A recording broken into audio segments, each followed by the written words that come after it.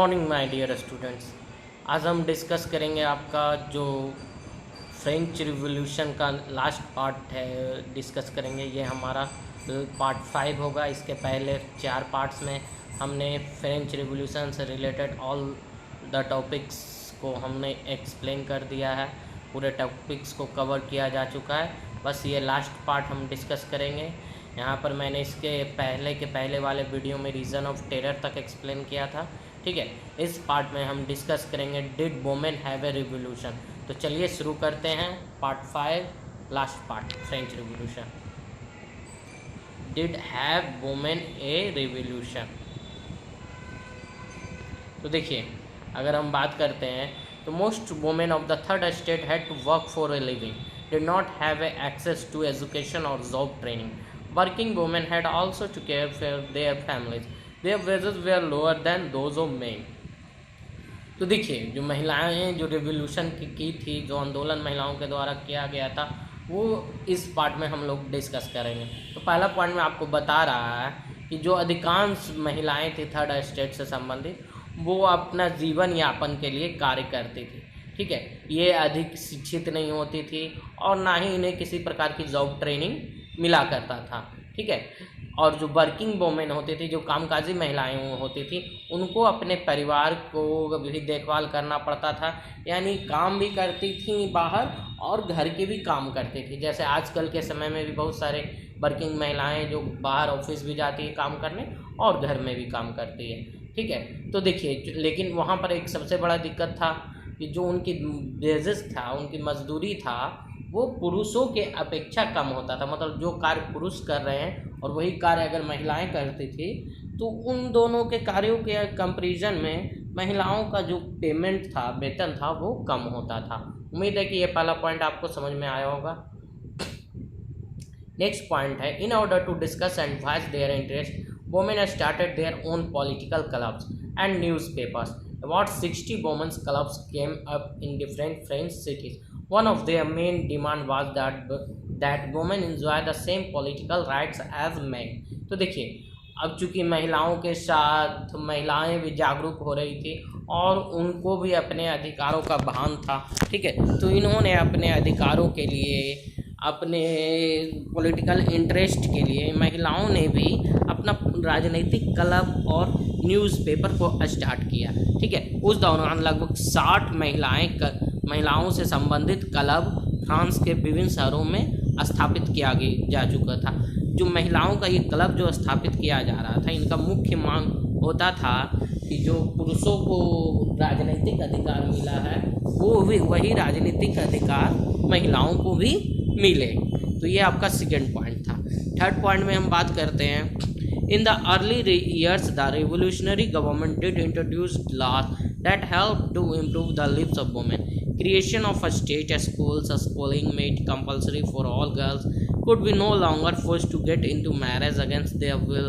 Divorce could be applied for by both women and men. Women could now train for jobs, could become artists or run a small businesses. तो देखिए, जो नई सरकार आई, जो revolution के बाद जो सरकार आई थी, उन्होंने महिलाओं के बेनिफिट के लिए कुछ नियम लागू किए थे। इन्होंने महिलाओं के जीवन स्तर को सुधारने के लिए स्टेट स्कूल की स्थापना की, बालिकाओं की यानी गर्ल्स चाइल्ड की क्या शिक्षा को कंपलसरी कर दिया गया, और साथ ही साथ महिलाओं के मर्जी के बिना कोई भी महिला की शादी ज़बरदस्ती नहीं की जा सकती थी। इसके अलावा डाइवोर्स का जो प्रोसेस था, वो तभी अप्लाई किया जा सकता था जब महिलाएं और पुरुष दोनों की मर्जी हो, यानी सिर्फ पुरुष अपने मन से डाइवोर्स नहीं दे सकता था। ठीक है, अब साथ ही साथ महिलाओं को ट्रेन किया गया, जॉब्स के लिए ट्रेनिंग दिया गया। ठीक है, इसके अलावा महिलाओं को, जो महिलाएं आर्टिस्ट होती थी, जो कला में जिनका इंटरेस्ट था, उनको आगे प्रोत्साहित किया गया। साथ ही साथ महिलाओं को छोटे छोटे बिजनेसेस को इस्टेब्लिश करने में भी हेल्प किया गया। अब हम बात करते हैं फोर्थ पॉइंट में। During the reason of terror the new government issued laws ordering closure of women's club and banning their political activities. ठीक है, तो देखिए, जो रीजन ऑफ टेरर का समय था, वहाँ पर जो नया सरकार आया, उन्होंने कुछ लॉ इंट्रोड्यूस किया ठीक है, उस लॉ के अनुसार जो वुमेन्स क्लब था उसको बंद करने का आदेश दिया गया। साथ ही साथ महिलाओं के राजनीतिक एक्टिविटी पर भी रोक लगाने की मांग की गई।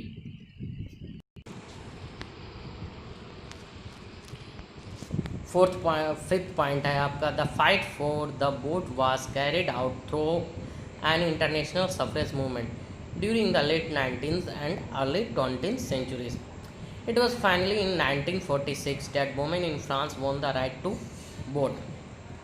तो देखिए, महिलाओं को एक प्रमुख मांग था कि उनको भी वोट देने का अधिकार मिले, ठीक है, पुरुषों के समान ही। इस दौरान आपका एक अंतर्राष्ट्रीय सफरेज मूवमेंट चला जिसमें फ्रांस की महिलाओं ने भी पार्टिसिपेट किया। अगर 19वीं और 20वीं शताब्दी के शुरुआती समय के बारे में बात करें तो इस समय महिलाएं, पूरे विश्व की महिलाएं एक साथ मिलकर इस मूवमेंट में पार्टिसिपेट कर रही थी। अंततः 1946 के दौरान फ्रांस की महिलाओं ने वोट का अधिकार जीता और इस तरह से फ्रांस की महिलाओं को वोट देने का अधिकार मिला। उम्मीद है कि आपको ये फिफ्थ पॉइंट समझ में आया होगा। अब हम डिस्कस करेंगे आपका नेक्स्ट टॉपिक, ठीक है, जो आपका टॉपिक है द एवोल्यूशन ऑफ स्लेवरी। ठीक है, इस टॉपिक को हम डिस्कस करेंगे, द एवोल्यूशन ऑफ स्लेवरी। तो इसका पहला पॉइंट है, slavery was rampant in the European colonies of the Caribbean and the Americans. The slaves were mostly used on sugar, coffee, indigo and tobacco plantation.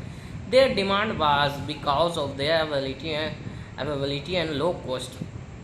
तो किस तरह से गुलामी प्रथा समाप्त हुई उसके बारे में बात करेंगे। तो देखिए, जो मुख्यतः गुलामी प्रथा का प्रयोग हो रहा था या उत्कर्ष प्रथा, वो आपका यूरोपियन कॉलोनीज में मुख्यतः ये कैरेबियन और अमेरिकन के थ्रू होता था। ठीक है, ये जो स्लेव्स होते थे वो मुख्यतः शुगर, कॉफ़ी, इंडिको और टोबैको के खेतों में इनको लगाया जाता था, उनके प्लांटेशन के लिए इनका प्रयोग किया जाता था।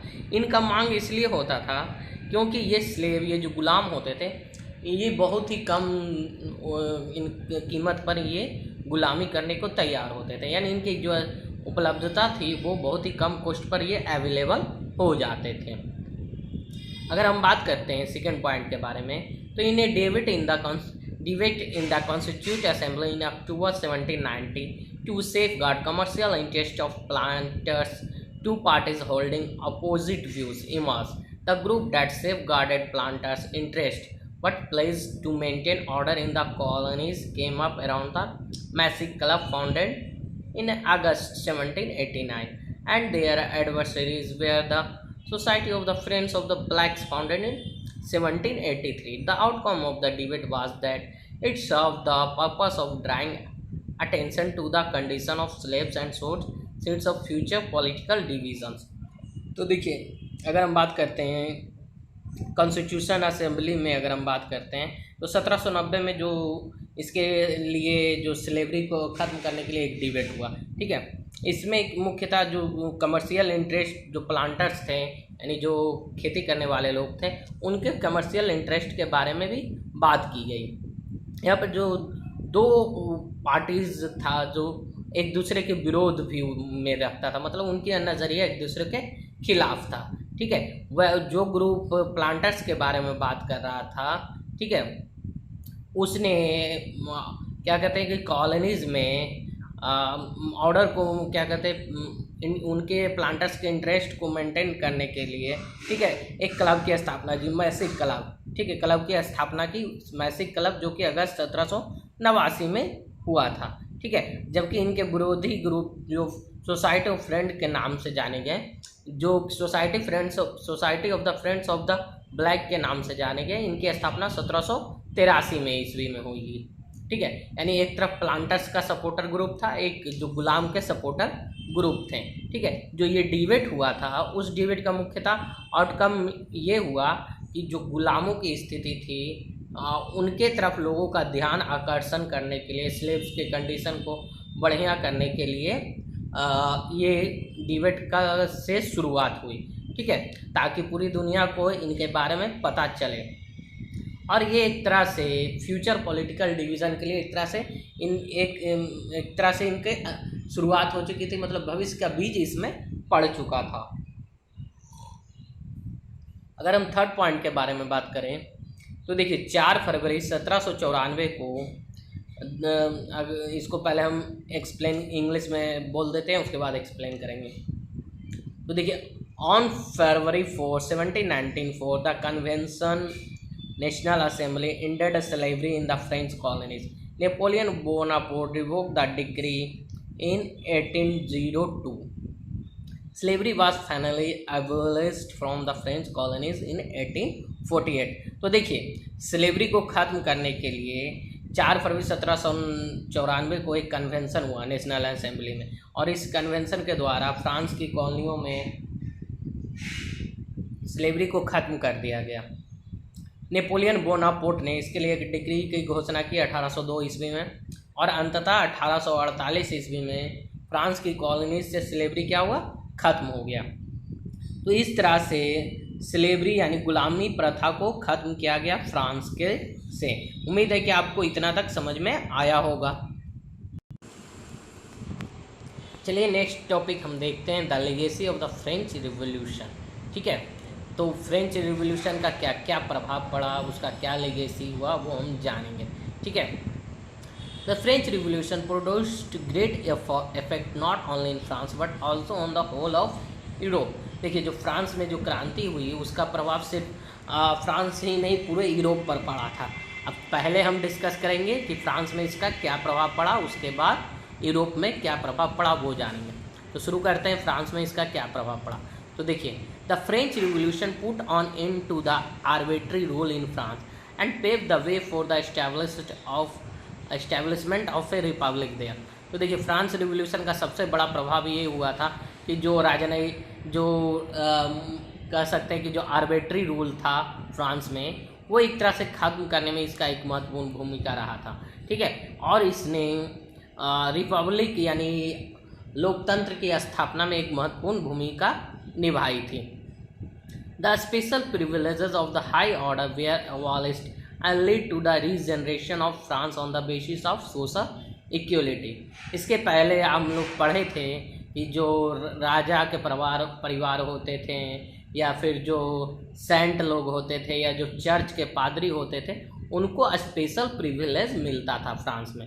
ठीक है, लेकिन जब फ्रांस की क्रांति हुई तो उस क्रांति के बाद इन लोगों को जो स्पेशल प्रिविलेजेस था सभी को ख़त्म कर दिया गया, और एक तरह से फ्रांस की सोसाइटी का रीजनरेशन हुआ। ठीक है, जो कि समानता के सिद्धांत पर आधारित थे, जो कि सोशल इक्वलिटी पर आधारित थी। The declaration of the right of man granted freedom and individual liberty to all without any distinction of class और क्रीड। तो जैसा कि हम पहले डिस्कस कर चुके थे कि declaration of the right of man के बारे में बताए थे, तो ये जो declaration of the right of man था, इसके द्वारा लोगों को स्वतंत्रता प्राप्त हुआ, व्यक्तिगत स्वतंत्रता प्राप्त हुआ, और साथ ही साथ वो अपने मन से जो करना चाहते थे वो कर सकते थे। उनके साथ किसी भी प्रकार का धर्म, जाति, रंग के आधार पर किसी भी प्रकार का भेदभाव नहीं होता था। Many reforms were introduced in the administration। इस दौरान बहुत सारे रिफॉर्म को इंट्रोड्यूस किया गया एडमिनिस्ट्रेशन में। The higher and important post in the state were open to talented people. जो हायर और उच्च पोस्ट होता था और प्रमुख पोस्ट होता था, वो जो टैलेंटेड लोग होते थे उनके लिए खोल दिया गया। All were granted religious freedom. The Napoleonic Code introduced a uniform system of law for France and made it quite clear and simple। तो देखिए जो सभी लोगों को धार्मिक रूप से आज़ादी दी गई, सभी को अपने धर्म को मानने की आज़ादी दी गई। इसके अलावा जो नेपोलियन कोड था वो एक यूनिफॉर्म सिस्टम इंट्रोड्यूस किया फ्रांस में, जिसके अनुसार सभी लोग क्या थे, समान थे, जो फ्रांस के रूल एंड रेगुलेशन को सिंपल बनाया। उम्मीद है कि आप लोगों को इफेक्ट ऑन फ्रांस समझ में आया होगा। अब हम बात करेंगे इफेक्ट्स ऑन यूरोप। इसका यूरोप पर क्या प्रभाव पड़ा। तो पहला था इक्वलिटी। ठीक है, फ्रांस रिवॉल्यूशन के बाद सबसे इम्पोर्टेंट इन्फ्लुएंस क्या हुआ उसका इन्फ्लुएंस किस पर पड़ा, यूरोप पर पड़ा। ठीक है, इस इन्फ्लुएंस के में क्या था कि सभी लोग क्या थे, एक प्रिंसिपल फ्रांस से उद्भव हुआ, इक्वलिटी का प्रिंसिपल। इस प्रिंसिपल के अनुसार क्या थे, समाज के सभी वर्ग क्या थे, एक समान थे, और ये इस कानून के समान सभी लोग बराबर हैं, चाहे वो राजा हो या रंग हो। तो यही रूल यूरोप के अन्य देशों में भी लागू होने लगा। ठीक है, चाहे वो कोई भी देश हो, चाहे समाज के उच्च वर्ण हो या निम्न वर्ण हो, है ना। तो इस प्रकार इक्वलिटी का रूल फ्रांस से आपका यूरोपियन कंट्रीज तक पहुंचा। सेकेंड था लिबर्टी। ठीक है, revolutionary idea of liberty was held all over Europe. It implied social, political and religious freedom. The declaration of rights of man made people understand the importance of personal liberty and rights. तो देखिए, जो liberty था वो आपका liberty यानी स्वतंत्रता का जो आइडिया था वो फ्रांस से उद्भव होकर पूरे यूरोप तक फैला। ठीक है, ये राजनैतिक, सामाजिक और धार्मिक स्वतंत्रता से संबंधित था। इसके अलावा जो declaration of rights of man जो दिया गया था फ्रांस के द्वारा, ठीक है, इसका इम्पोर्टेंस पूरी दुनिया के लोगों ने, यूरोप के लोगों ने समझा, और उनको ये समझ में आया कि पर्सनल लिबर्टी और राइट्स भी एक महत्वपूर्ण भूमिका निभाता है किसी भी देश की स्वतंत्रता के लिए। अब हम बात करते हैं sovereignty. The French revolution emphasized the fact that sovereignty resides in the general public and laws should be based on the will of the people. It infused the spirit of nationalism and patriotism in the people. तो देखिए, sovereignty का idea कहीं ना कहीं France revolution से उत्पन्न हुआ था, जिसका प्रभाव यूरोप पर भी पड़ा था। और सोवर्जिनिटी ये बताता था कि जो सोवर्जिनिटी किसमें है, तो आम आदमी में है, और जो भी लाभ बनाया जा रहा है तो वो लोगों से संबंधित होना चाहिए और लोगों से उसका प्रभाव लेना चाहिए, उसका फ़ायदा उठाना चाहिए। ठीक है, इसके द्वारा लोगों में नेशनलिज्म की भावना का संचार किया गया, देशभक्ति की भावना का संचार किया गया। तो ये हम पढ़ें यूरोप पर प्रभाव। अब हम बात करेंगे पूरी दुनिया पर फ्रांस की क्रांति का क्या प्रभाव पड़ा। तो देखिए, the French revolution had a global impact which was felt equally in India. तो देखिए, फ्रांस की क्रांति का प्रभाव हमारे इंडिया पर भी पड़ा था। ठीक है, द सेकेंड पॉइंट है, the UN charter of human rights also embodies the principles of the revolution as laid down in the declaration of rights of man and citizen. तो देखिए, जो यूएन चार्टर था ह्यूमन राइट्स का, वो नागरिकों के अधिकार के बारे में बात किया। ठीक है, और वो कहीं ना कहीं declaration of rights of man and citizen से लिया गया था, जो कि फ्रांस की क्रांति से संबंधित था। अब हम बात करेंगे rise and fall of Napoleon, Napoleon का उद्भव और उसके पतन के बारे में। In 1804, Napoleon Bonaparte crowned himself Emperor of France. He set out to conquer neighboring European countries, disposing dynasties and creating kingdoms where he placed members of his family.